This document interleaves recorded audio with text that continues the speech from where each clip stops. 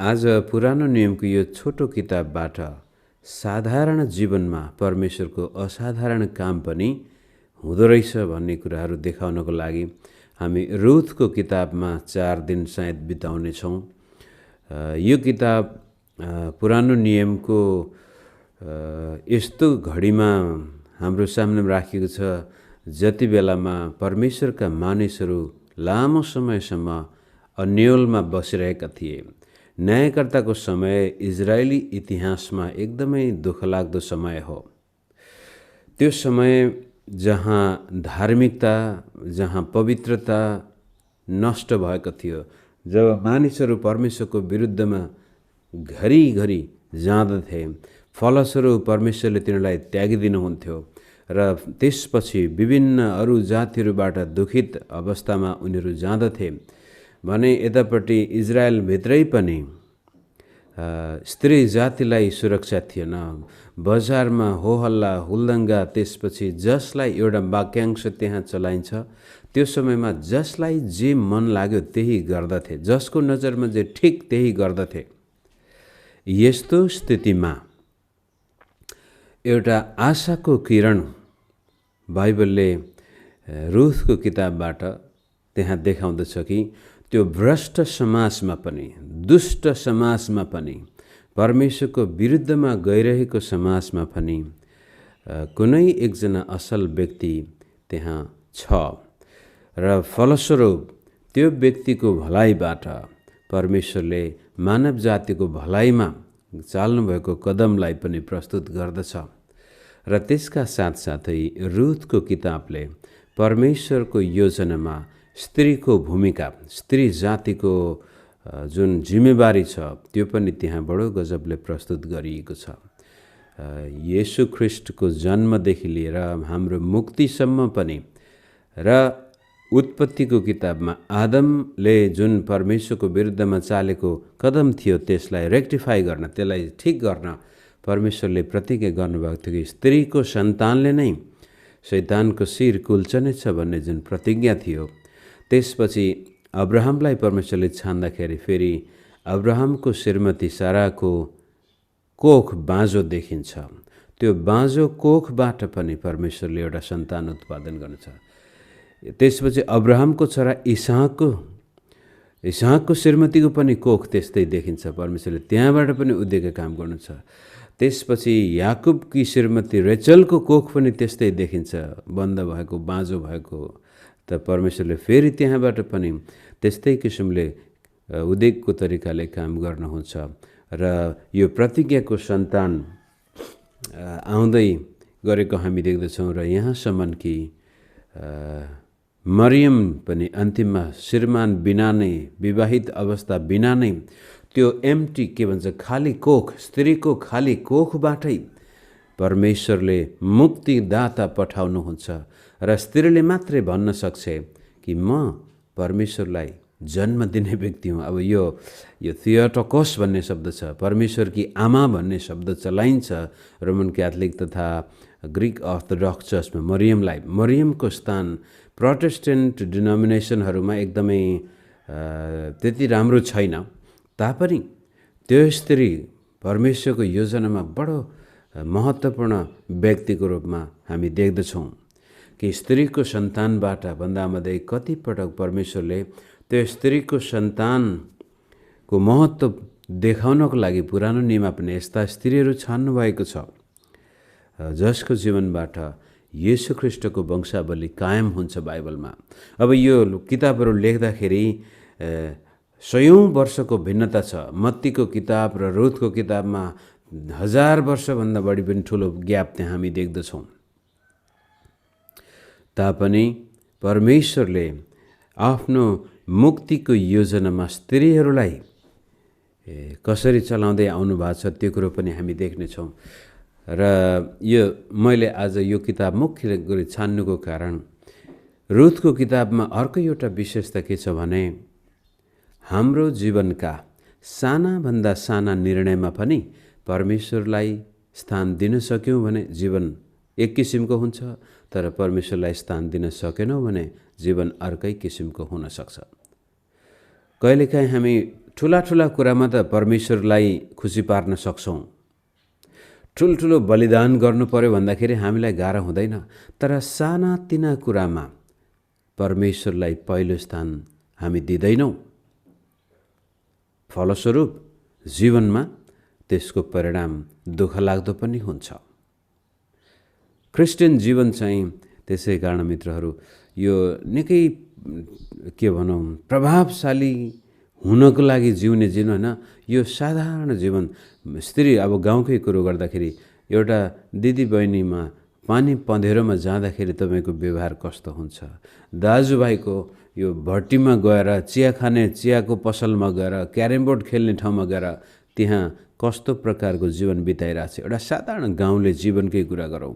हाम्रो काठमाडौँ अथवा कुनै पनि सहरका गल्ली गल्लीमा अथवा स्लममा बस्नेहरूको जीवनदेखि लिएर दरबारमा बस्नेहरूको जीवनमा पनि साधारण जीवन, दैनिक जीवनमा खाने लाउने, मानिससँग भेट्ने, बाहिर जाने, भित्र आउने जीवनका एउटा अङ्ग्रेजी शब्द छ मन्डेन एक्टिभिटिजमा हामीले परमेश्वरलाई कुन स्थान दिएका छौँ।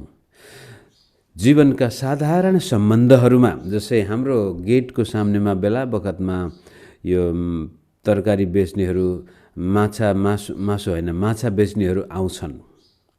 त जब मेरो श्रीमतीले गएर त्यहाँ तरकारी किन्छ, माछा किन्छ भने त्यो तरकारी बेच्नेहरूसँगको सम्बन्ध कस्तो छ?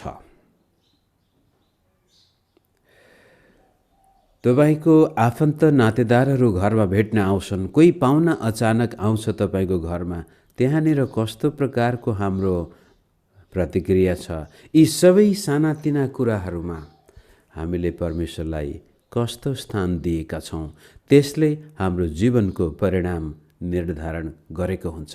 त रुथको किताब चाहिँ यो एकदमै आफ्नो दैनिक जीवनका गतिविधिमा झरेर पनि त्यस्तो स्थितिमा परमेश्वरलाई हामी महिमा दिन सक्छौँ भने त्यो जीवनको परिणाम बेग्लै हुन्छ। र त्यसपछि यो रुथको किताबको अर्को एउटा महत्त्वपूर्ण भूमिका हामी हेर्नेछौँ। जब हाम्रो जीवनमा गल्ती महसुस हुन्छ त्यसपछि हाम्रो प्रतिक्रिया कस्तो हुन्छ? जब मैले बाटो बिराएको छु भन्ने कुरा थाहा पाउँछु त्यसपछि म कस्तो प्रकारको दिशातिर पाइला चाल्छु? एउटा शब्द छ टेकिङ रेस्पोन्सिबिलिटी, जिम्मेवारी वहन गर्नु। मेरो जीवनमा उन्नति भएको अथवा अवोन्नति भइरहेछ भने त्यसको जिम्मेवार को हो? आफ्नो जीवनमा असलको सट्टामा खराब भइरहेछ भने त्यसको जिम्मेवारी कसले लिने? त रुथको किताबले यो पनि देखाउँदछ हाम्रा कमजोरी गल्ती थाहा भएपछि हामी कस्तो प्रकारको कदम चाल्छौँ। र ती सबै बिचमा जब जीवनमा सोचे जस्तो हुँदैन, आफूले चाहे जस्तो हुँदैन, त्यसपछि परमेश्वरलाई हामी कसरी हेर्दछौँ? त्यसमा यी थुप्रै विषयहरू छन्। तर पहिलो कुरो यो किताबले चाहिँ हाम्रो साधारण जीवनमा परमेश्वरले नजर राख्नुहुन्छ र हाम्रो जीवन असाधारण बन्ने कुरो पनि साधारण जीवनमा हामीले देखाएको प्रतिक्रियाबाटै आउँछ भन्ने कुराहरू यसले देखाउनेछ। आज हामी 1 अध्याय सरस्वती पढेर त्यसपछि म यहाँलाई 1-2 कुराहरू हाइलाइट गर्दै यो डिभोसनमा परमेश्वरले हाम्रो जीवनलाई आफ्नो बसमा लिन सकेको होस् भन्ने उद्देश्यलाई अगाडि राख्छु। एउटा अध्याय आज हेरौँ। 1देखि 22 पद छ यसमा, अनि यसको शीर्षक मैले राखेको छु जब मिठो जीवन तितो बन्छ। स्त्रीको भूमिका, जीवन मिठो बन्नको लागि, परिवार मिठो बन्नको लागि, देश मिठो बन्न पनि स्त्रीको भूमिका। जीवन तितो बन्न, परिवार तितो बन्न, समाजै तितो बन्नको पनि स्त्रीको भूमिका। यहाँसम्म कि मुक्तिको योजनामा पनि स्त्रीको भूमिका यस किताबले झल्काउँछ। उहिले नै न्यायकर्ताहरूको शासनकालमा देशमा अनिकाल पर्यो अनि यहुदाको बेथलेहेमबाट कुनै एकजना मानिस आफ्नी पत्नी र 2 भाइ छोराहरूलाई लिएर मोआबीहरूको देशमा केही समयको लागि बस्नलाई गए। यिनीहरूले देश पुरै छोडेका त होइनन्, तर केही समयको लागि अथवा अनिकाल पर्यो। न्यायकर्ताको किताबमै कस्तो हुन्छ भने जब मानिसहरू बागी हुन्थे, परमेश्वरको विरुद्धमा जान्थे, तब त्यहाँ अनिकाल अनि भुकमरी, दुश्मनहरू आएर दास बनाएर लगिदिने।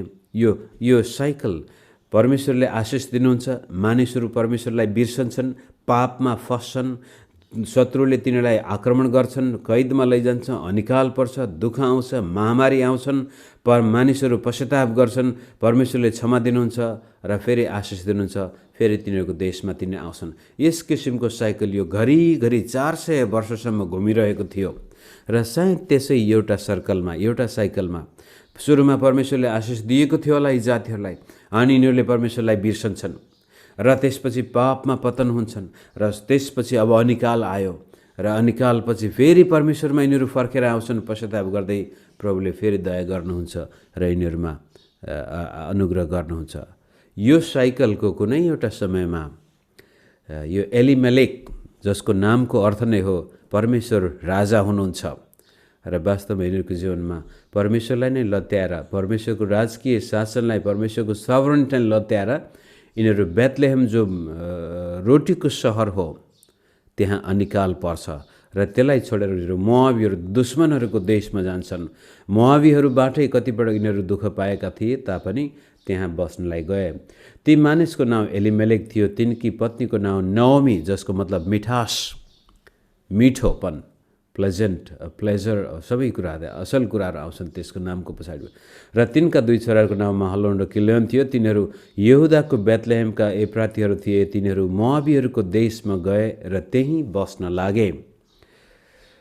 यसले एउटा कदम के देखाउँदैछ भने परमेश्वरको अनुग्रहलाई स्वीकार गरेर, परमेश्वरको दण्डलाई पनि स्वीकार गरेर बेथलेहेममै बस्नुपर्ने मानिसहरू हुन्, तर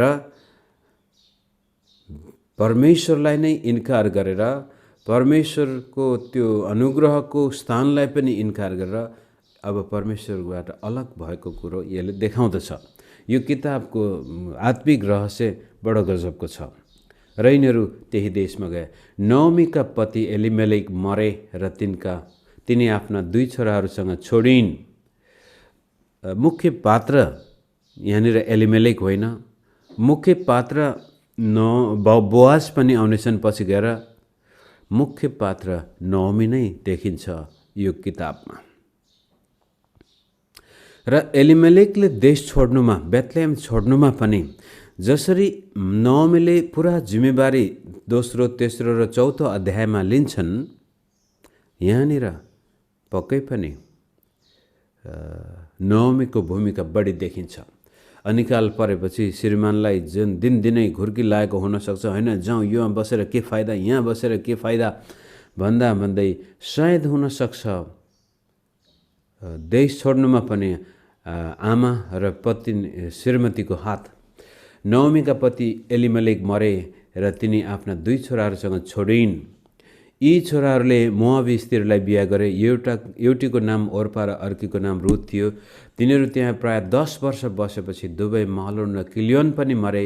यसरी ती स्त्री आफ्ना 2 छोराहरू र आफ्ना पतिबाट पनि बिछोड भइन्। फेरि यहाँ हेर्नुहोस्, एम्फेसिस जहिले पनि नओमीको मिठो जीवन थियो, तितो जीवन परिवर्तन हुन्छ।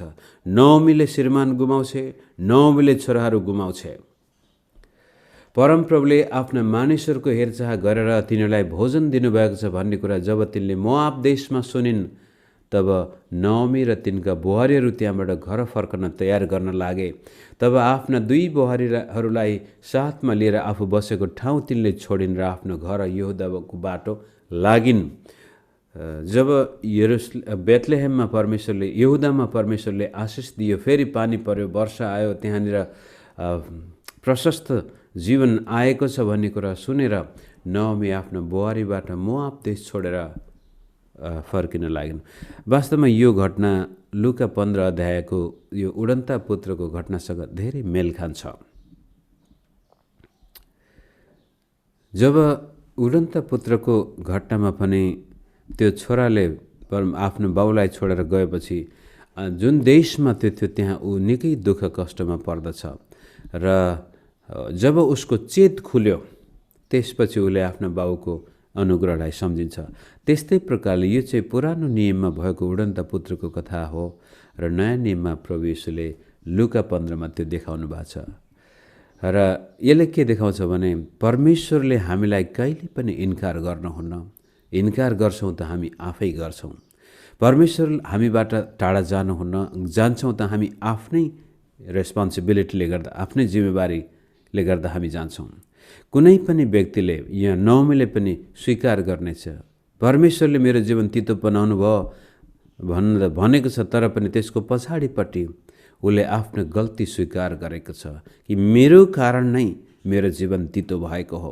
जसरी उडन्ता पुत्रले पनि भन्छ, मैले गर्दाखेरि यस्तो भएको हो, अब मेरा पिताको घरमा त यस्तो, म अब नोकर हुन लागेको पनि छैन, तापनि म जानेछु।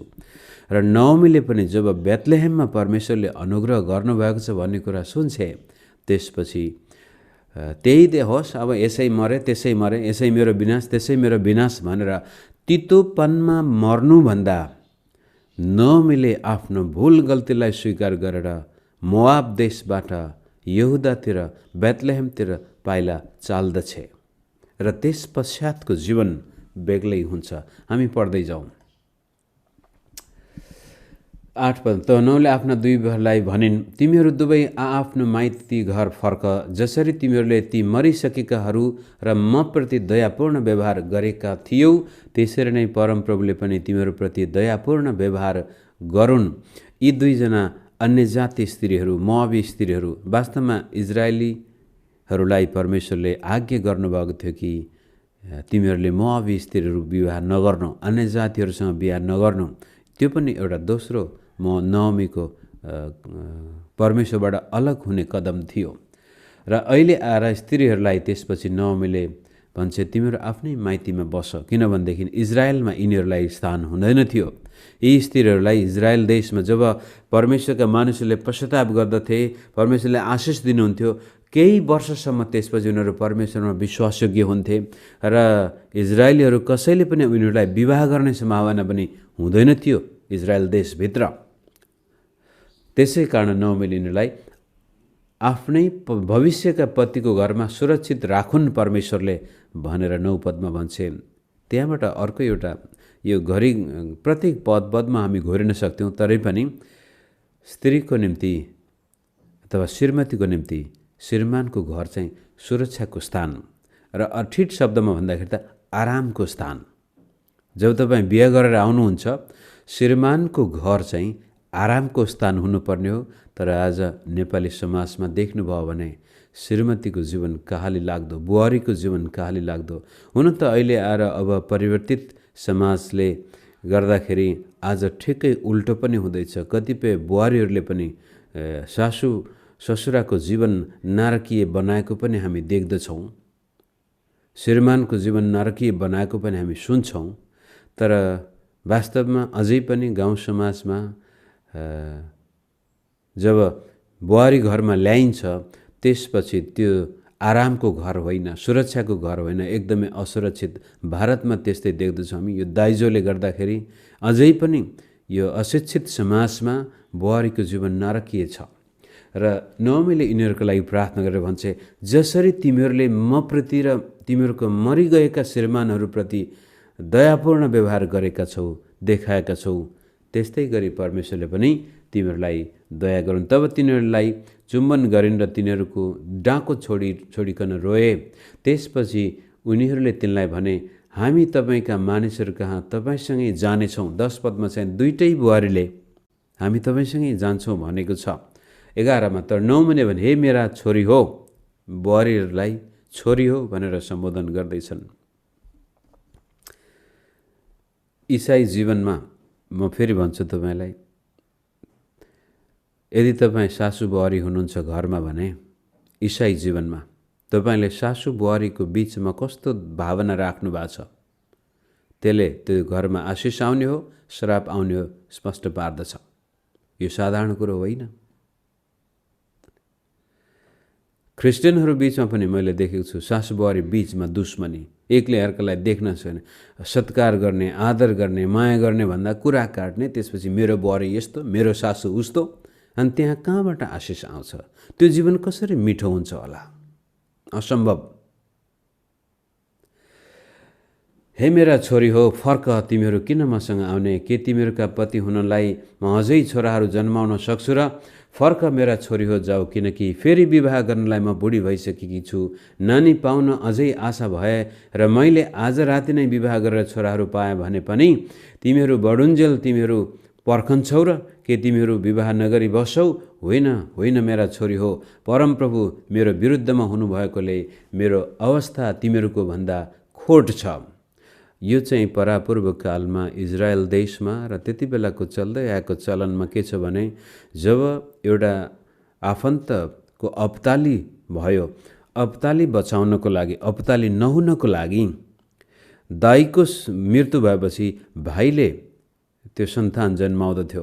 र एउटा खतरा के थियो भनेदेखि, दाइको सन्तान जन्माउनको लागि भाइले त्यो जिम्मेवार लिएको खण्डमा आफ्नो अपताली भए सरह नै हो। त्यो एकदमै आफ्नो दाइप्रतिको, आफ्नो पूर्वजप्रतिको जुन सम्मान छ, त्यो जेठो छोराले जुन प्रकारको स्थान लिएको थियो त्यसलाई राखिराख्नको लागि भाइले दाइको निम्ति सन्तान जन्मेर आफ्नो अपताली भए सरह नै हुन्थ्यो। र त्यो जिम्मा लिँदथे त्यो बेलाको समाजमा। र नवमीले भन्छ, म त यति वृद्ध, अब चाहिँ सम्भावना नै छैन, त्यो असम्भव छ, मेरो अरू कुनै सन्तान हुने सम्भावना नै छैन। त्यसकारण हे बुहारी हो, छोरी हो, तिमीहरू आफ्नै माइतमा बस भन्दाखेरि तब तिनीहरू फेरि डाको छोडिकन रोए। त्यसपछि ओर्पाले आफ्नै सासूलाई चुम्बन गरेर आफ्ना मानिस कहाँ फर्केर गइन्, तर रुथ चाहिँ तिनीसितै टाँसिरहन्। अब चाहिँ स्टोरीले के भन्छ, यो घटनाले बडो छुट्टै प्रकारको मोड लिन्छ। सायद रुथले चाहेको थियो यी दुईजना मेरो मसँगै आइदिए पनि हुन्थ्यो भन्ने त, तरै पनि उनले यी दुई बुहारीलाई पुरा स्वतन्त्रता दिएर आफ्नो राज्य खुसीले सायद नवमी आएको चाहन्थिन् होला। र ओर्पा त्यसपछि हो विचार गरेछ, नवमीसँग लागेर भन्दा बरु आफ्नै देशमा बस्नु फाइदा छ। तर रुथ चाहिँ तिनीसँग टाँसिनै रहेन। अनि टाँसिनको पछाडिपट्टि 15 पदमा हेरौँ। तब नवमीले भनिन्, हेर त तिम्री बहिनी सायद यो कान्छी बुहारी फर्केर गई, यो जेठी बुहारी त आफ्ना मानिसहरू र आफ्ना देवताहरू कहाँ फर्केर गई, तिमी उसितै फर्केर जाऊ। रुथले जवाब दिइन्, मलाई फर्केर जान र तपाईँलाई छोड्न कर नगर्नुहोस्। तपाईँ जहाँ जानुहुन्छ म पनि त्यहीँ जानेछु, तपाईँ जहाँ बस्नुहुन्छ म पनि त्यहीँ नै बस्नेछु। तपाईँका मानिसहरू मेरा मानिसहरू हुनेछन् अनि तपाईँका परमेश्वर मेरा परमेश्वर हुनेछन्। तपाईँ जहाँ मर्नुहुन्छ म पनि त्यहीँ मर्नेछु र त्यहीँ नै गाडिनेछु। मृत्यु बाहेक अरू कुनै कुरोले तपाईँ र मलाई अलग गरेमा परमप्रभुले मसँग अति कडा व्यवहार गरून्। रुथले आफूसँग जाने दृढ सङ्कल्प गरेकी देखेर नवमीले अरू केही भन्नन्। यो वाक्यांश धेरै पटक बाइबलमा उल्लेख गरिएको र हामीले विवाहमा पनि चलाएको र धेरै अरू स्थानमा उल्लेख गर्दै प्रचार गरेको हो कि नवमीले भन्छ, तपाईँका मानिस मेरा मानिस, तपाईँको परमेश्वर मेरा मानिस, तपाईँ जहाँ मर्नुहुन्छ म त्यहीँ मर्नेछु। मृत्युले नछुट्याएसम्म म तपाईँलाई छोड्ने छैन। यो गजबको चरित्र यो स्त्रीमा देखियो। रुथको चरित्र र हितोपदेश 31 अध्यायमा भएको स्त्रीको चरित्र उस्तै चरित्र, त्यही शब्द प्रयोग गरिएको छ। त यहाँनिर देख्दै हुनुहुन्छ, एउटा स्त्रीले सही दिशातिर पाइला चालेको खण्डमा मुक्तिको योजनामा नै परमेश्वरको योजना पुरा भएको देखिन्छ भने नवमीले सायद आफ्नो श्रीमानलाई जिद्दी गरेर यो अनिकालको देशमा, खानै नभएको देशमा हामी के बस्ने भनेर दुःखलाई सहन नसकेर सुख खोज्नको लागि जहाँ फाइदा हुन्छ त्यतैतिर श्रीमानलाई जबरजस्ती उसले लगाएको जिद्दीको कारणै हुनुपर्छ। पूर्ण रूपले त्यसपछि नवमीले त्यसको जिम्मा आफै लिन्छ र भन्छे, परमेश्वरले मेरो जीवनमा यो हुनुको कारण पक्कै पनि मेरै कारण हो, म यस्तो व्यक्ति हुँ। पछि गएर उसले यरुशलेममा फर्केर आएर ती यरुशलेमका आफन्तहरू र छिमेकीलाई मलाई नवमी नभन पुरा जिम्मेवार आफैलाई ठहराएको छ। र पनि रुथ पहिलो कुरो नवमीले सही कदम चाल्दछे मोआब देशमा। जब थाहा पाउँछे परमेश्वरले आफ्नो मानिसमा अनुग्रह गर्नुभएको छ भन्ने कुरा सुन्ने बित्तिकै आफ्ना गल्तीलाई स्वीकार गरेर यहुदातिर फर्किन्छे, परमेश्वरतिर फर्किन्छे। अनि त्यो दुःख कष्टको समयमा मोआब देशमा बस्दाखेरि नै नओमीको उदाहरण देखेको हुनुपर्छ रुथले। परमेश्वरलाई सराप्नुको सट्टामा नओमीले सायद श्रीमान मर्ने बित्तिकै आफ्नो गल्ती महसुस गरेको हुन्थ्यो। छोराहरू मरेपछि त पक्कै पनि नओमीलाई थाहा भयो यो चाहिँ साधारण घटना होइन र दुःखको घडीमा परमेश्वरलाई सराप्नुको सट्टामा, परमेश्वरलाई नै छोडेर अन्य जाति स्त्री जस्तै हुनुको सट्टामा मोआब देशमा बस्दाखेरि पनि परमेश्वरप्रति देखाएको भक्ति सायद रुथले देखेको थियो। फलस्वरूप रुथले पनि त्यो परमेश्वरमाथि विश्वास गरेको कारणै अब जब चुनाव छान्नु पर्ने भएको थियो, नओमीलाई छान्ने कि आफ्नै भविष्यलाई आफ्नै माइती घर छान्ने भन्दाखेरि परमेश्वरलाई नै छानेको कारण रुथले पनि नओमीलाई छान्दछे। त्यसपछि 19 पद, अनि ती दुवैजना हिँडे र बेथलेहेममा आइपुगे। जब तिनीहरू बेथलेहेममा आइपुगे तब जम्मै सहरमा हलचल मचियो।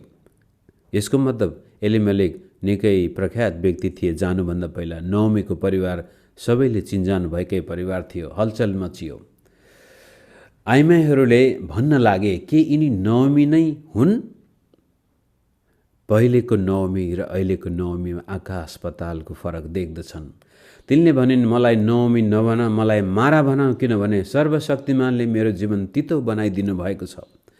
यो चाहिँ परमेश्वरप्रति विरक्त नभएर परमेश्वरले भने अनुसार नै भएको छ। जब जब तिमीहरू मलाई त्याग्नेछौ, जब जब तिमीहरू यस्तो बागी हुनेछौ, त्यसपछि यो कुरो हुनेछ भनेर व्यवस्थाको किताबमा परमेश्वरले प्रष्टै पारिसक्नु भएको थियो।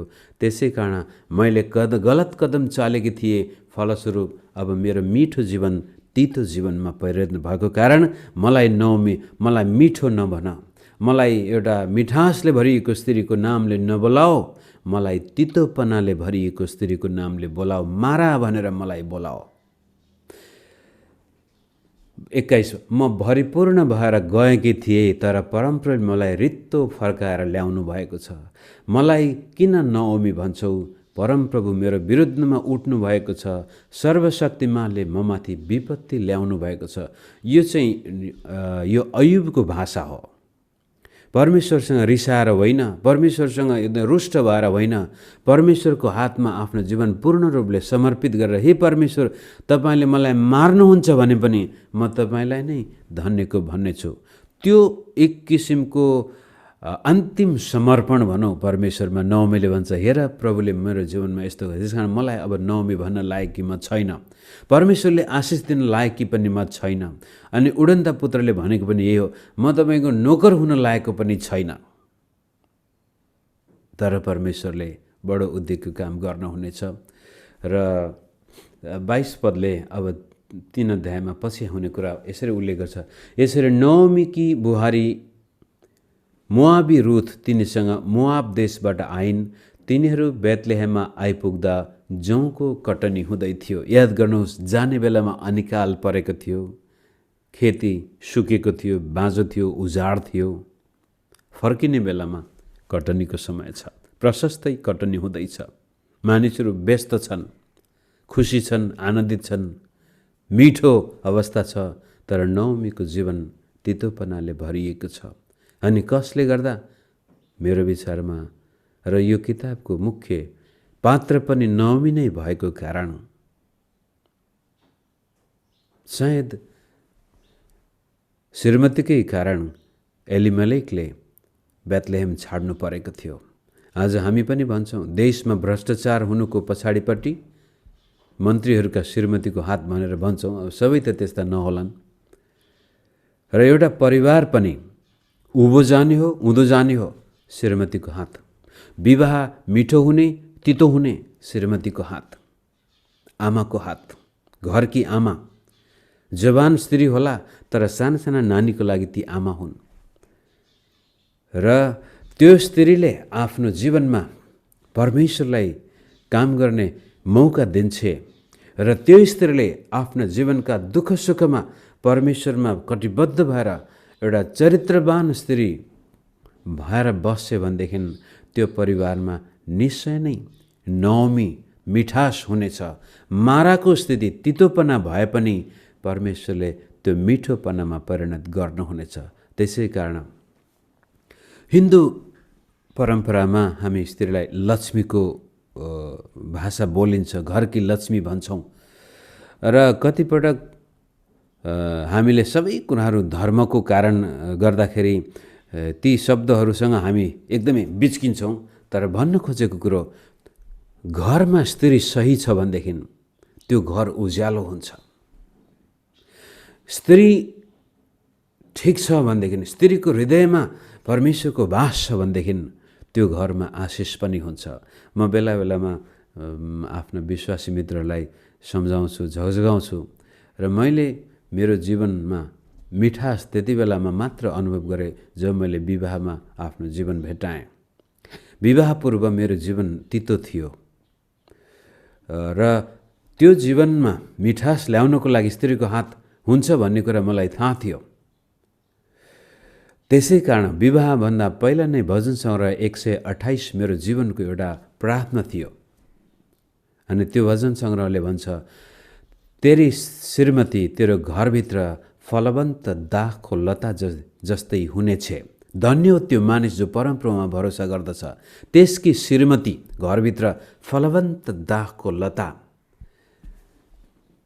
अर्थात् असल स्त्रीले त्यो घर उज्यालो बनाउँछ, तर गलत पाइला चाल्न गएको खण्डमा त्यो घर अँध्यारो। यसको मतलब दाजुभाइको कुनै जिम्मेवारी छैन नै भनेको होइन, अवश्य पनि त्यसको पनि जिम्मेवारी छ। तर रुथको किताबले चाहिँ स्त्रीहरूको शक्ति, परमेश्वरको योजनामा नै स्त्रीहरूको स्थान र जिम्मेवारी कति महत्त्वपूर्ण छ। हो, अहिले समाजमा विकृति भएर स्त्री जातिहरू दुखित छन्, पीडित छन्, तर परमेश्वरको नजरमा र परमेश्वरको योजनामा स्त्रीको हात धेरै ठुलो छ र त्यो कुरो हामी भोलि पर्सि पनि हेर्नेछौँ। आजलाई यतिकै राखौँ कि तपाईँ र मेरो जीवन तितो छ भने पनि त्यति बेलामा परमेश्वरमा पूर्ण रूपले समर्पित भएर आफ्ना गल्ती जब हामी स्वीकार गर्दछौँ भने अनिकाल परेको स्थितिमा पनि परमेश्वरले सकाल ल्याउनुहुनेछ।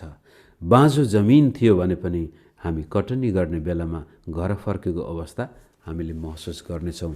त्यसै कारण साधारण कुराहरूमा मित्रहरू परमेश्वरलाई पहिलो स्थान दिनुहोस्। साधारण तपाईँको लोग्ने स्वास्नी बीचको सम्बन्ध, छोराछोरी आमाबाबु बीचको सम्बन्ध, छिमेकीहरूसँगको सम्बन्ध, पानी पँधेरोको सम्बन्ध, खेतीपातीको सम्बन्ध, कार्यालयमा जाँदाखेरिको सम्बन्ध, मालिक हाकिम जो छन् तिनीहरूसँगको सम्बन्ध, बाटोमा बस्दाको सम्बन्ध, चर्चभित्रको सम्बन्ध, हरेक छेउमा तपाईँ र मेरो कस्तो चरित्र झल्किन्छ, त्यसले हाम्रो जीवन मारा हुने हो अथवा नवमी हुने हो निर्णय गर्न सक्ने खतरा त्यहाँनिर छ।